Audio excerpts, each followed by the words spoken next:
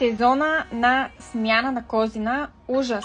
Косми навсякъде, по диваните, по дрехите. Чудиш се по какъв начин да се отървеш от тях. Сега ще ти дам решение. Чудото се нарича форминатор. Изключително подходящ е за кучета с къс косъм. Става и за тези, които са с по-дълъг. Много хубаво изкарва подкосмието, което всъщност е проблема. Хвърчат я косми навсякъде, залепват се навсякъде. Трябва много хубаво да се решат кучетата и котките. Някой път се налага по 2 пъти, по 3 пъти на ден, колкото има нужда, толкова само и само да се махнат тези косми. Хайде да го отворим заедно, да ви покажа как изглежда отвътре. Хубавото на този форминатор е, че е метален и е доживотен, така казано, защото... това шушкане.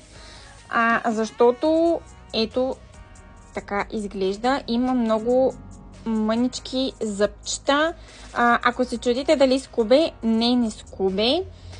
Много е удобен. Те са на размери. Този е по-мъничкия размер. Много удобен за хващане. Абсолютно нормален размер. Не е много малък, не е много голям.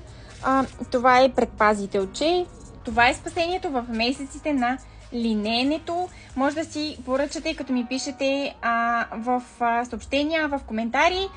Мисля, че го няма в момента на сайта, затова оттам не можете да го поръчате, но може да ми се обадите по телефона, ако искате да поръчате, или да пишете в коментари, на лично съобщение, както и където ви е удобно.